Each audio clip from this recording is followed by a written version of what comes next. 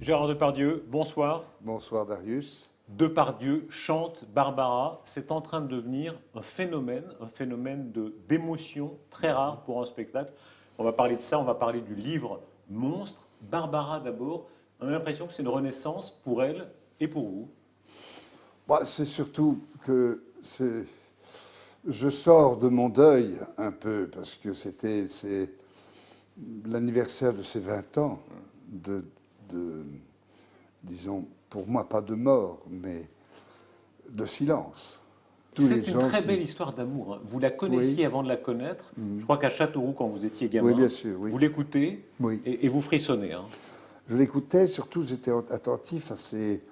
Moi qui perdais le langage et qui avait une hyperémotivité pathologique, j'écoutais, ces chansons me rassuraient dans un sens, car j'avais des choses comme ça à l'intérieur de moi que je ne pouvais pas formuler. Et puis elle m'a aidé à formuler, disons, à apprivoiser toutes ces émotions, ces hyperémotivités. Et puis après je l'ai rencontré, c'est comme si on s'était toujours connus. Et puis c'est surtout aussi de rire avec quelqu'un et d'avoir cette distinction, se distinguer de ces...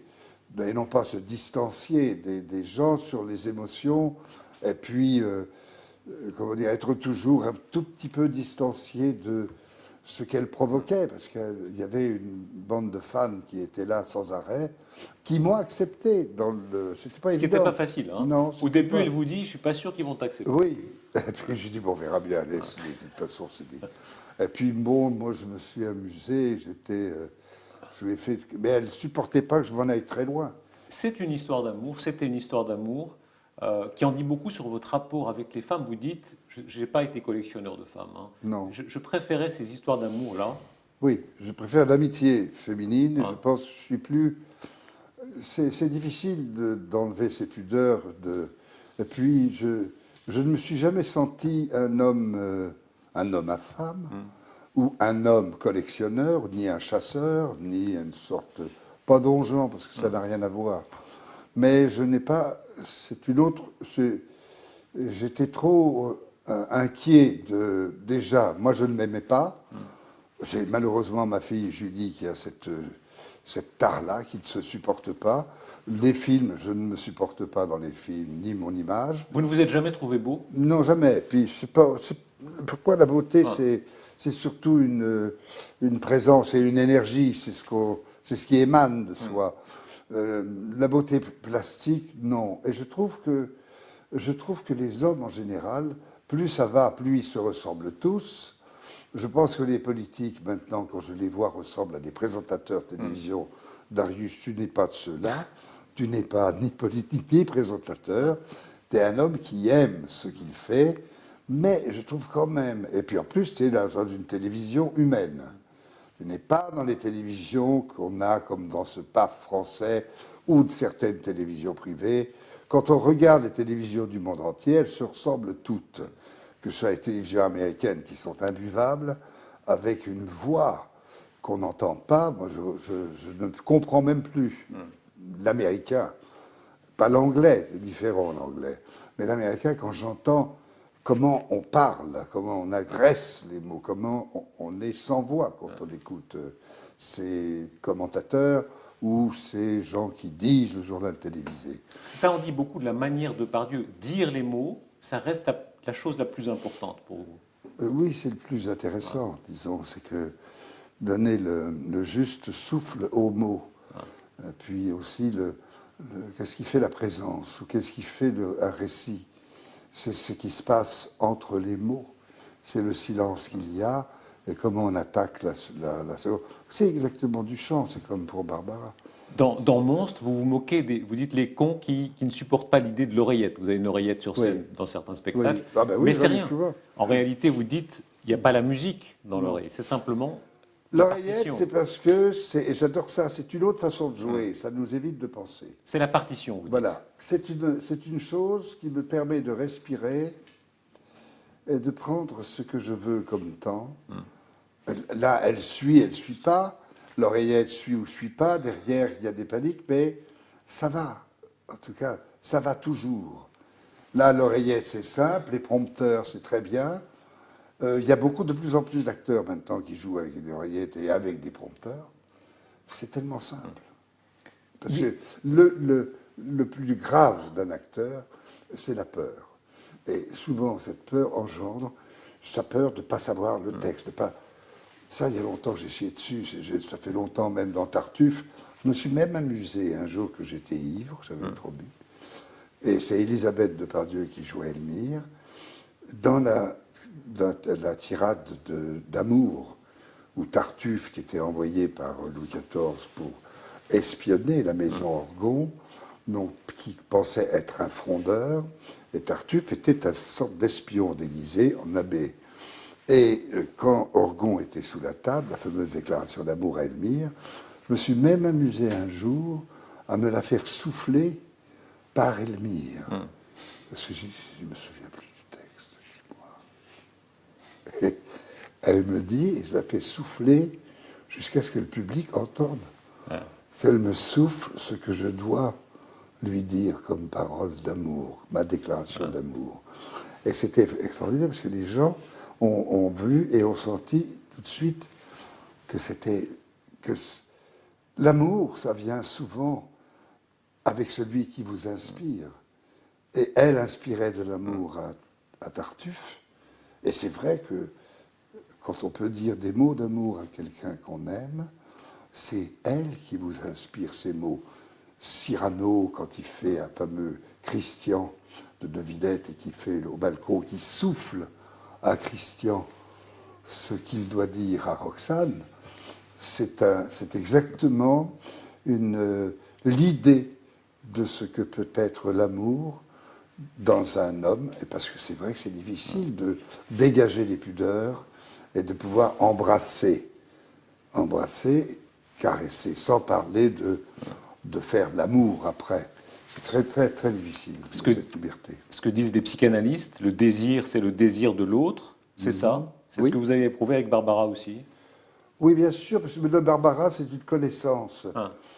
C'est presque de la divination, de la devinette ou de la divination. C'est-à-dire que tout ce qu'elle sentait, ressentait, je le savais. Et comme on dit, je le chopais, et elle savait que je savais. Donc, comme elle se tournait en riant, je savais pourquoi. J'ai dit, oh, ça va, hein. Parce que je savais qu'aussi elle se moquait de moi, mais on avait ces moments-là, ils sont indispensables d'abord dans l'amour, dans la complicité, dans la réflexion et dans le temps. Ce qui est beau avec les mots de Barbara, c'est que tout ce qu'elle dit comme quand reviendras-tu, au moins le sais-tu, ou même Nantes, ou même l'aigle noir qui est véritablement l'inceste et le pardon qui est Nantes. Toutes ces chansons ont quelque chose de même. Dites-le-moi du bout des lèvres, je l'entendrai du bout du cœur. Toutes ces chansons sont vécues, il y a un vécu passionnant. Il y a un Depardieu là maintenant qui surprend. La légende, la vieille légende du Depardieu désabusé, buveur, etc. Tout ça est balayé tout à coup par les gens qui vont voir Barbara. D'abord, les gens n'y croient pas. Ils disent Depardieu, la stature qu'il a, c'est un homme, elle est une femme, et tout à coup, il se laisse prendre. Oui. Ça, c'est le mystère de l'incarnation. Oui, parce qu'il lui dit, je ne suis pas une héroïne, je ne vis pas dans les tentures noires, non. Je suis une femme qui chante. Et ça, eh bien, on devient femme qui chante. Et quand on chante dans les mots de Barbara, qu'on soit homme ou femme, eh bien, si on ressent tout simplement, on ne chante pas, on vit. Dans votre livre Monstre, il y a une page sur les très grands acteurs qui sont. Ils ne jouent pas, ils sont. Vous citez Brando notamment. Oui. Et c'est ça, c'est vraiment l'incarnation. Il n'y a pas de jeu en réalité. Il y a un moment donné où vous êtes vraiment. Il faut. Oui, bien sûr, parce que c'est beaucoup plus intéressant. Qu'est-ce que c'est que le jeu? C'est de la pantomime ou du mime. Et encore, même le mime, on peut se transcender. Je ne suis pas dans... Le jeu, c'est essayer d'éviter la peur. C'est comme un entraînement Par exemple, j'étais un hyper-émotif pathologique, je ne pouvais pas. Dès que j'avais une compétition sportive, s'il fallait que je fasse à 50 mètres, je traversais la piscine comme ça. Sur un ring de boxe, je pouvais mordre, me battais, c'était la bagarre de rue. C'était pas du désordre, c'était un désordre mental, émotif. À l'époque, vous aviez peur. Non, je n'avais pas peur, je n'aimais pas me montrer. Alors que sur la scène, j'étais calme, puisque j'avais les mots des autres dans ma tête, dans ma partition, alors que j'avais perdu le vocabulaire. Donc j'avais appris, j'ai fait des efforts surhumains pour apprendre, sans forcément comprendre les mots. La Grèce en ma faveur est trop inquiétée. De soins plus importants, je l'ai cru agité, Seigneur. Et sur le nom de son ambassadeur, j'avais dans ses projets conçu plus de grandeur. Rien que ça, je dis, qu'est-ce que ça veut dire? De conçu plus de grandeur. La Grèce en ma faveur est trop agitée. Alors que les fils de bourgeois, comédiens fils de bourgeois, venaient un peu déclamer de manière très éloquente. Hein. Oui, c'était pas des fils de bourgeois, c'est-à-dire c'est des gens qui sont allés à l'école et qui ont subi des cours de français où le professeur avait une idée d'une certaine dramaturgie. On disait mets du ton. Voilà, oui, ou du ton, bon, il y avait Jouvet qui disait une chose très bien pour enlever le sentiment qu'il voulait donner. Regarde le lustre et articule. Déjà, se faire entendre, c'est déjà extraordinaire. La plupart des gens, quand à la télévision, des jeunes, n'ont pas de vocabulaire, ou en ont très peu. Ça vient aussi de la peur. Ou ils en ont beaucoup maintenant. Ils ont beaucoup de vocabulaire, mais c'est vide à l'intérieur. Vous n'avez jamais eu peur sur scène? Jamais? Non, au contraire. Comment c'est possible, ça? Parce que justement, je suis bien. Ouais. Je n'ai rien à prouver sur scène. Il y a des personnages... Vous n'avez vraiment jamais eu le moment où vous dites, non. Tiens, j'ai l'air idiot, je ne sais pas mon texte. L'air idiot, ça, aucun problème. Je ne sais pas mon texte, je m'arrange toujours pour le savoir. Je laisse traîner des feuilles et tout ça. Mais même les cauchemars d'acteurs où le sol s'écrase, s'ouvre, où il Mais y a Gérard, des pardon, heures... vraiment, même pas un moment où vous dites, tiens, là, je ne suis pas très bon. Non, mais je ne m'écoute pas, je m'en fous. Ouais. Non, la chose qu'il y a, c'est que la plupart des gens ont peur et ils attaquent toujours trop vite et trop fort. Moi, quand j'attaque une pièce, même quand j'ai joué Peter Handke, je l'ai joué à Genève aussi, j'ai joué au Grand Théâtre de Genève. Ils tapent dans un sac, les gens déraisonnables sont en voie de disparition. Il y a Patrice Kerbrat qui me tient une bouteille de Perrier habillée en laqué, et la bouteille, comme je prenais mon... Il était là. Après, je traverse toute la scène, qui faisait 17 mètres d'ouverture à Nanterre. Je m'assois sur un tabouret. Kerbrat me suit.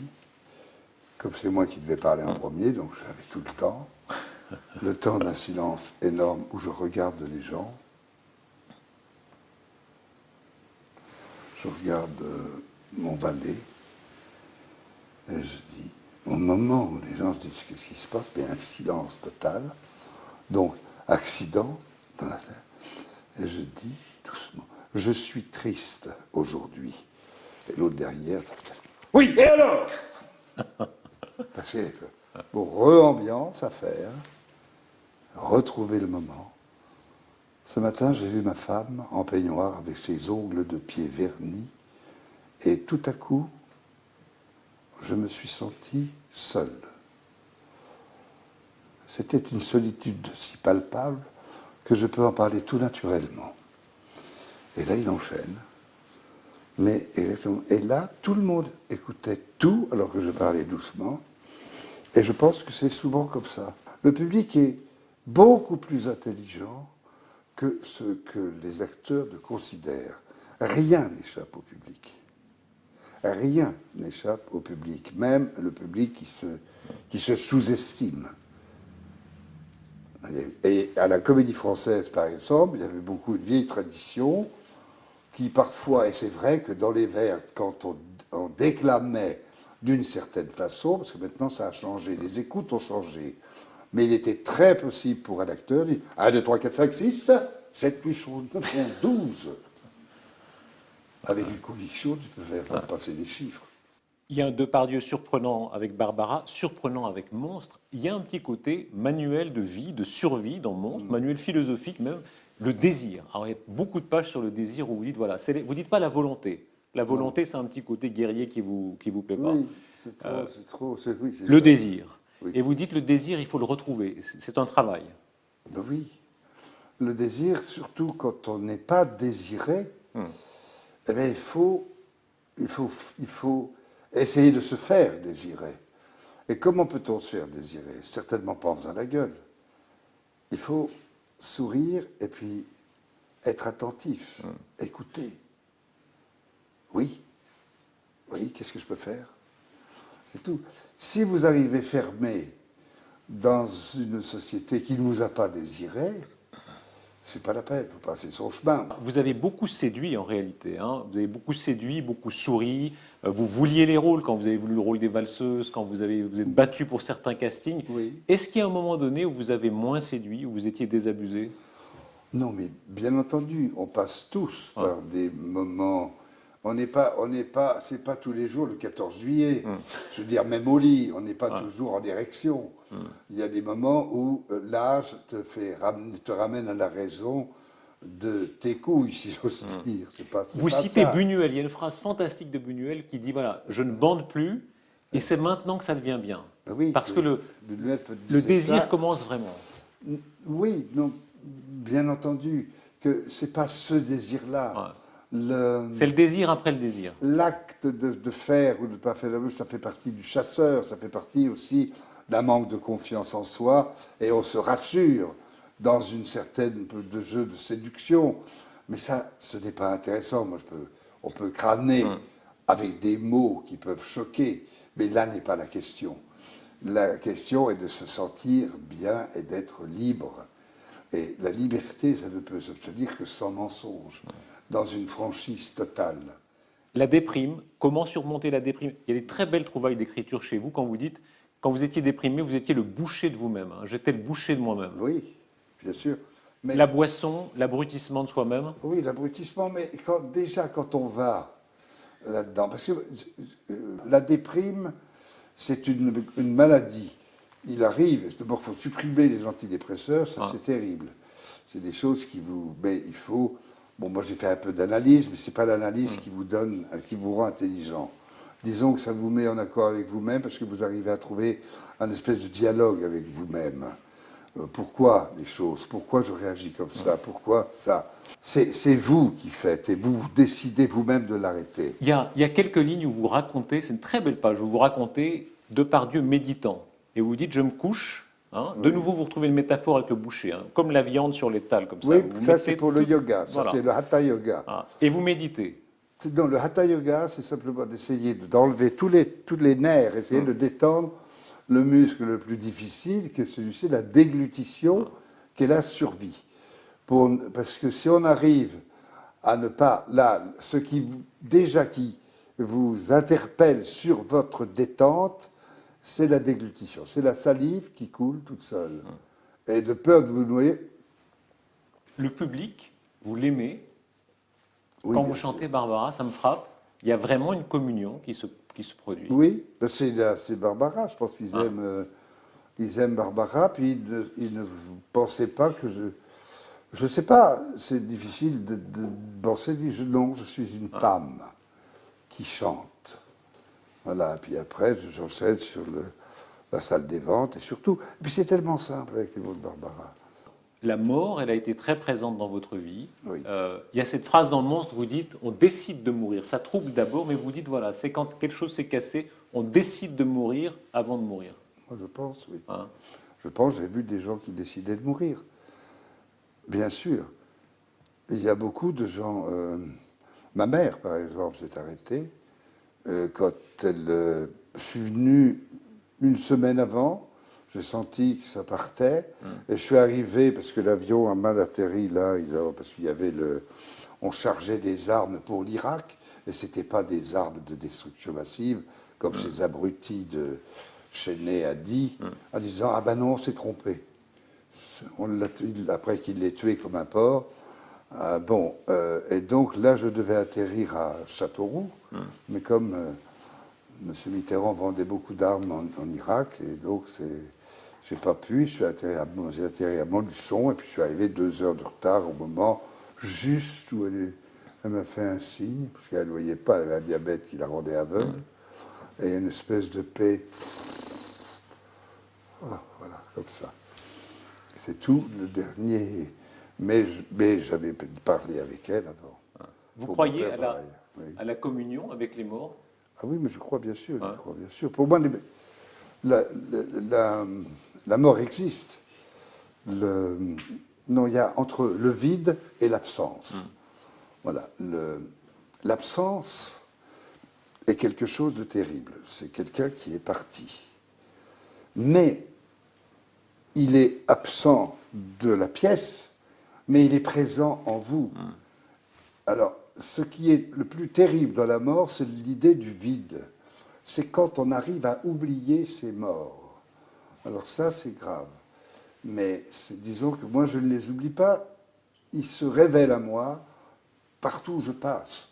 Ou même sur des rires, des émotions, des choses dans la rue. Je dis, tiens, ah ben là, je vois Maurice Piala qui me fait un signe. Je vois Guillaume, je vois Barbara, je vois Carmé, je vois le Dédé, je vois la Lilette, je vois tous les gens que j'ai croisés. Tant qu'on est vivant, nos morts sont vivants. Vous vous êtes dit parfois, quand vous mourrez, Oui. qu'est-ce qui se passera? Ah mais je ne veux pas le savoir, j'en ai rien à foutre, je veux de la paix. La paix. Vous voulez pas de funérailles nationales? Non, je veux pas de télévision, rien, je n'en fais pas. Vous voulez pas un président de la République qui vient faire l'éloge de... Certainement pas, non. Ah ouais. Non, Vous, je pense vous leur que- interdisez? Non, je n'interdis rien, ils font ce qu'ils veulent, mais c'est pas. Je trouve un peu grotesque, Ouais. bon, c'est bien. De la mort, vous n'avez pas peur? De la mort? Ouais. Mais non, c'est une paix formidable. Jamais eu peur. Non, j'ai peur de l'agonie. Je n'ai pas même pas peur. L'agonie, je saurais de l'abréger. Je ne veux pas de ça. Ça veut dire quoi? Vous la hâterez?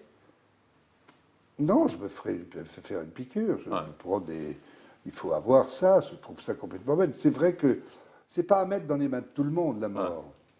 Parce que là, on dit ça tant qu'on est vivant.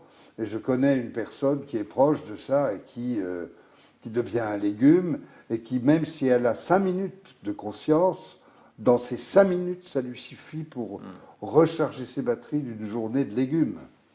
Tu comprends? C'est pour ça que c'est difficile. Il y a un côté survivant chez vous, vraiment. Hein. C'est le survivant. Vous racontez même que votre mère voulait vous tuer avec Oui, bien les sûr, aiguilles à oui. tricoter. Ben oui, oui. Dès le début, Ben, survivant. Oui, c'est grâce à la survie, d'abord qu'on peut aimer la vie, et puis aussi qu'on peut faire abstraction de la merde autour. Parce que dans la mesure où vous sortez d'un égout, vous sortez... Mais la vie est belle. Simplement, ce qu'il faut, d'ailleurs, comme la naissance. Hein. La naissance, on sort, quand on tire l'enfant, il y a tout... C'est un peu comme on tire un veau.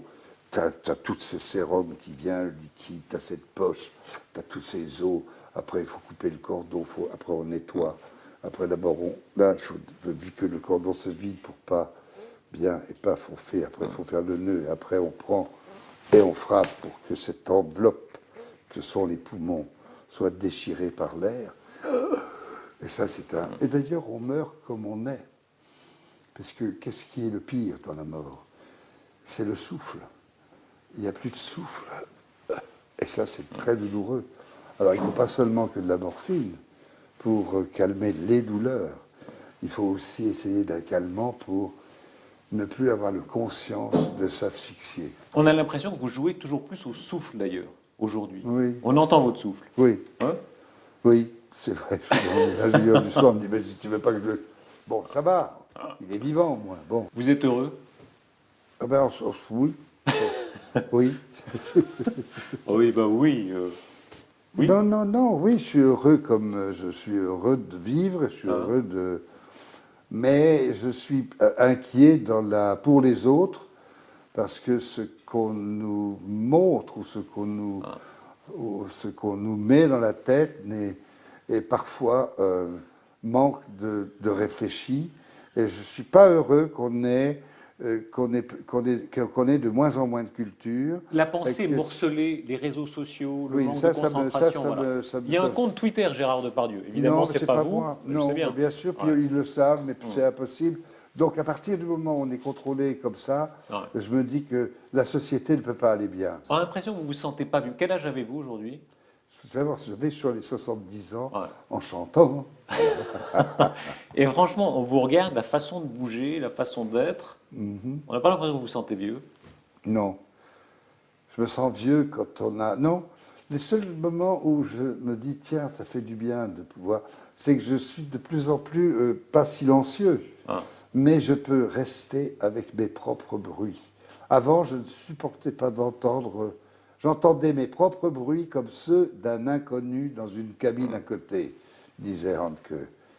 Et là, maintenant, je peux entendre des bruits que j'ai dans la maison, là. On est chez vous ici à Paris. Oui. C'est chez vous, Paris. C'est pas chez... Non, c'est pas chez moi. Moi, j'habite... Pourquoi Non. Encore une fois, c'est parce que je vous dis que je me sens mal en France. Ah. Je sens du mensonge. Je sens C'est toujours la du Russie chez bourrage vous de crâne. Aujourd'hui, c'est la Russie. Aujourd'hui, il y a la Russie où je sens beaucoup d'énergie. C'est Dubaï et Abu Dhabi. Abu Dhabi, depuis que le Louvre est là-bas, bon, c'est pas ça, mais c'est incroyable. Ils vont arriver à faire 30 millions d'habitants, une mégapole. L'Europe est vieille d'après vous, c'est ça? L'Europe est très vieille, Ah. très vieille. Elle ne profite pas des leçons de son ancien temps. L'Europe est vieille et se veut jeune. C'est terrible. Elle est pleine d'arthrite, l'Europe. La jeunesse chez vous, le jeune voyou de Châteauroux, il est toujours là? Heureusement. Hein? Mais Ça se perd jamais, ça. oui, c'est simplement. Un voyou, c'est pas un gangster. Maintenant, on est dirigé par des gangsters. Pas dirigé, parce qu'ils vont encore se passer les réseaux sociaux intelligents. Ah, ça y est, Depardieu dit que le gouvernement sont des gangsters. Non, ils n'ont pas cette envergure-là. Mais disons qu'ils ont une petite envergure, un peu, appelons-les des Rastignac, de Balzac. Quoi. Hein, Comment ça, c'est fascinant chez vous, ne pas perdre cette rage-là, hein, cette rage du voyou de Châteauroux. Mais c'est pas le Vous voyou. n'êtes pas en bourgeoisie. Un voyou n'a pas... Non, puis le bourgeoisement non plus, c'est pas intéressant. Ce qui est intéressant, c'est la vie, le vent, les arbres. Voilà. Gérard Depardieu, un dernier mot. Quel conseil vous donnez aux jeunes qui arrivent aujourd'hui que vous êtes un... Démerdez-vous, les gars, démerdez-vous. Soyez simplement honnêtes. Ouais. Essayez de ne pas trop vous branler avec les petites choses. Ouais. Hein, ou branlez-vous vraiment. Comme ça, au moins, vous serez fatigué après. Merci Gérard Depardieu. Au revoir. Merci. Ciao.